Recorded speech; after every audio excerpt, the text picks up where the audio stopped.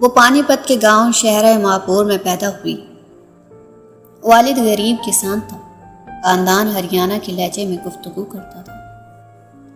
یہ ایک اکھڑ اور بدتمیز لہجہ ہے اور کہا جاتا ہے ہریانہ کا کوئی بندہ ہوا بھگوان کے اسکول میں بھی پڑھ لے تو اپنے لہجے سے فوراً پہچانا جائے گا۔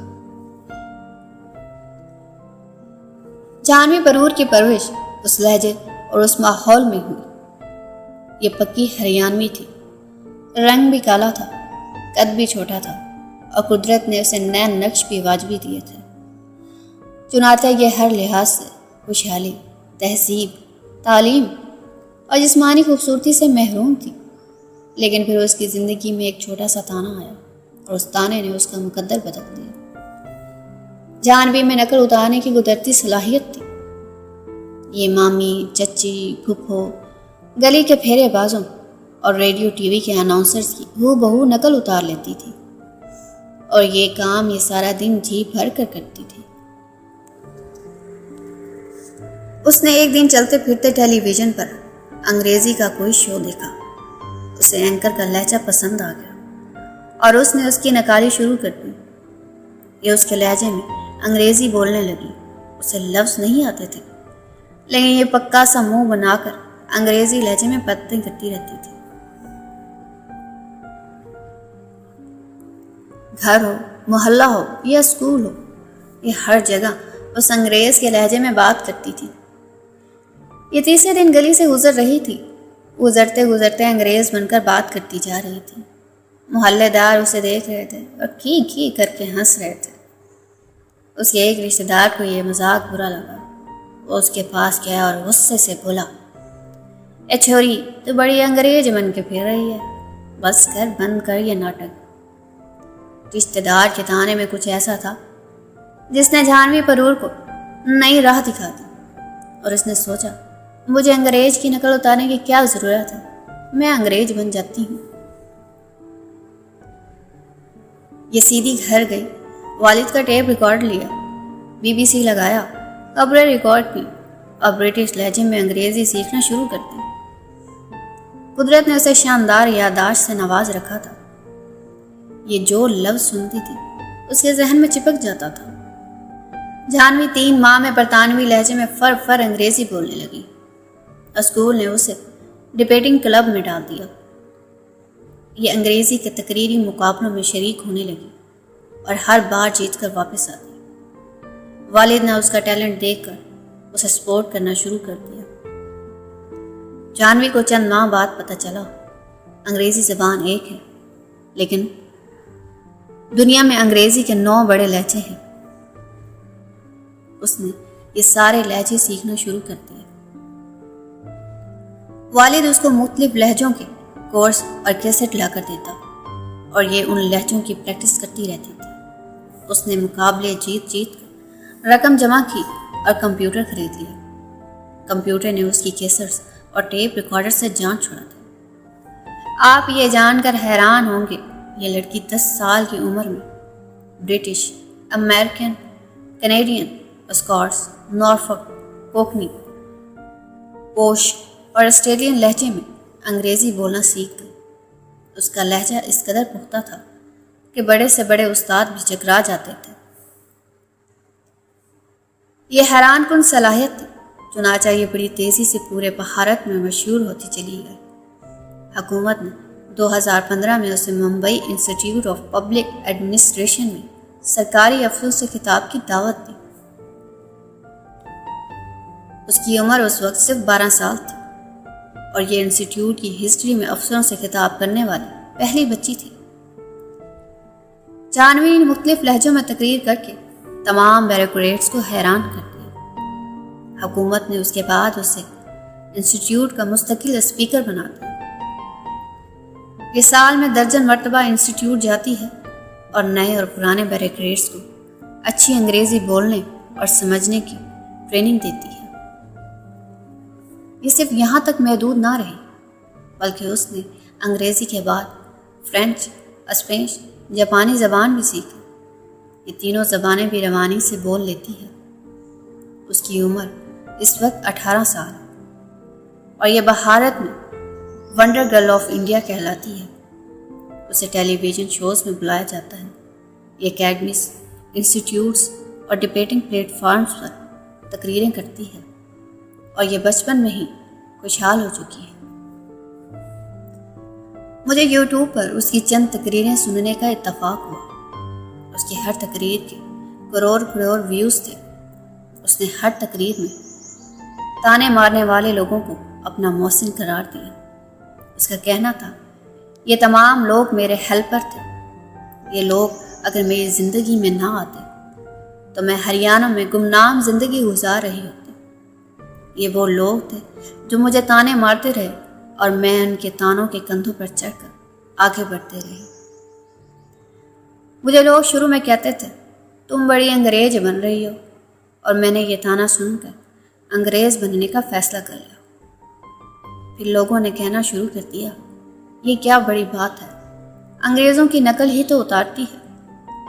میں نے یہ تانا سنا تو میں نے انگریزی سیکھ لی۔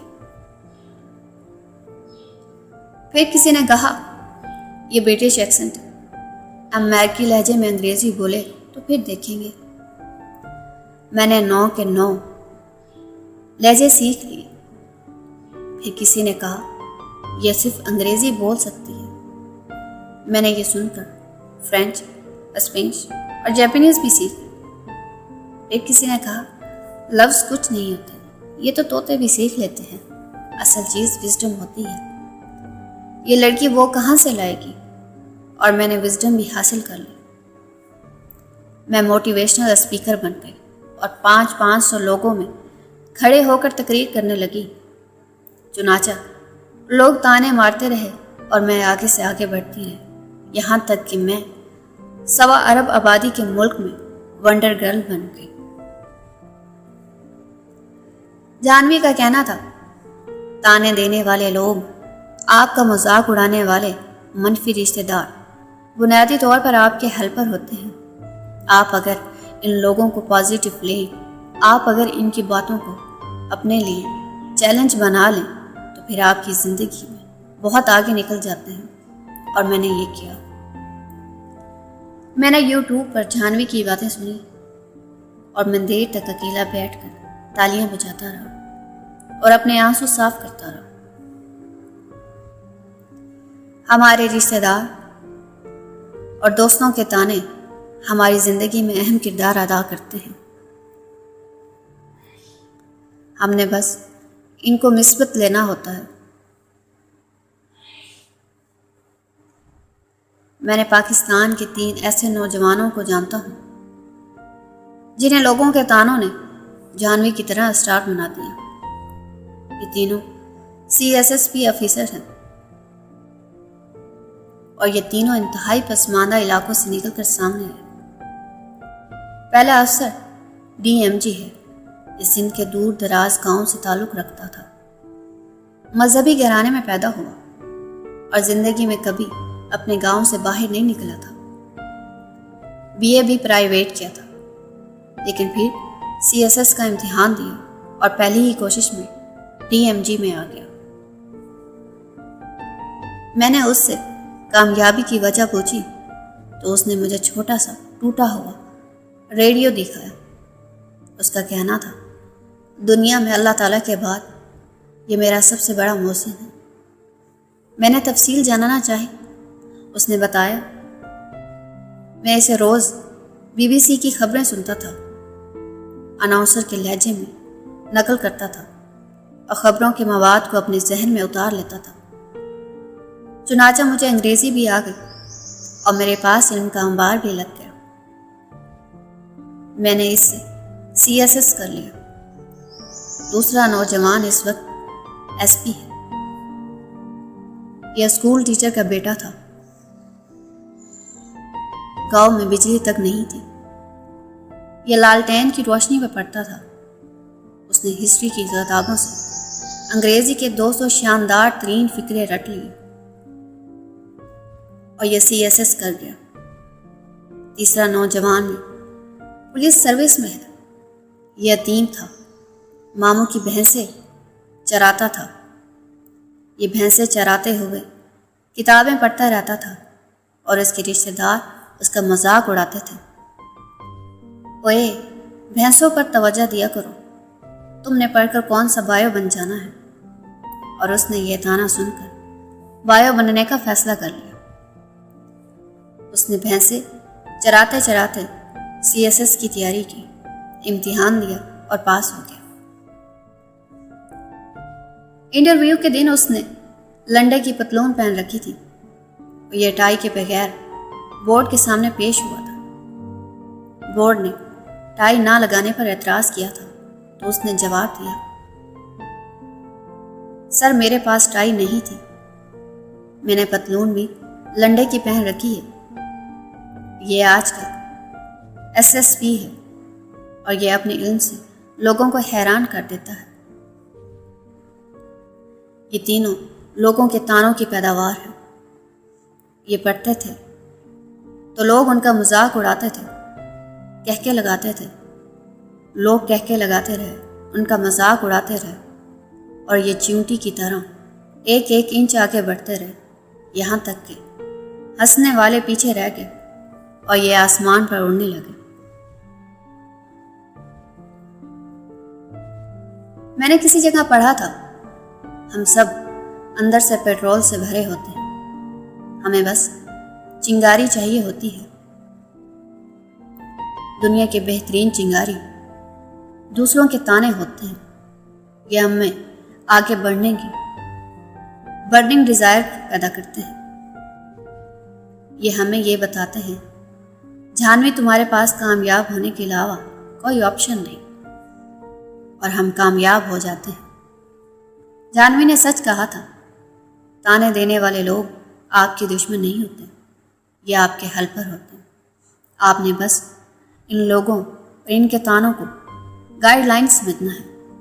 آپ پھر دیکھیں گے یہ آپ کو زمین سے اٹھا کر آسمان تک پہنچا دیں گے۔ بل گیٹس نے کہا تھا، آپ غریب پیدا ہوئے ہیں، اس میں آپ کا کوئی قصور نہیں، لیکن آپ اگر غریب فوت ہوتے ہیں تو پھر صرف اور صرف آپ کا ذمہ دار ہے۔ میں اکثر اس فکر کو تھوڑا سا بدل دیتا ہوں۔ میں عرض کرتا ہوں، آپ سوشل میڈیا سے پہلے ناکام اور جاہل تھے، تو اس میں آپ کا کوئی قصور نہیں، لیکن آپ اگر آج سوشل میڈیا اور 5G کے دور میں بھی جاہل اور ناکام ہیں تو پھر ذمہ دار صرف اور صرف آپ ہیں۔ جھانوی جیسے بچے اگر ریڈیو سن کر ونڈر گرل بن سکتے ہیں تو ذرا آپ سوچئے، آپ YouTube کے ذریعے کہاں سے کہاں پہنچ سکتے ہیں۔ آپ نے بس طعنے سننے ہیں اور YouTube کو اپنا استاد، اپنا مرشد بنا لینا ہے۔ میں گارنٹی دیتا ہوں، آپ انشاءاللہ جھانوی پرور سے بھی آگے نکل جائیں گے۔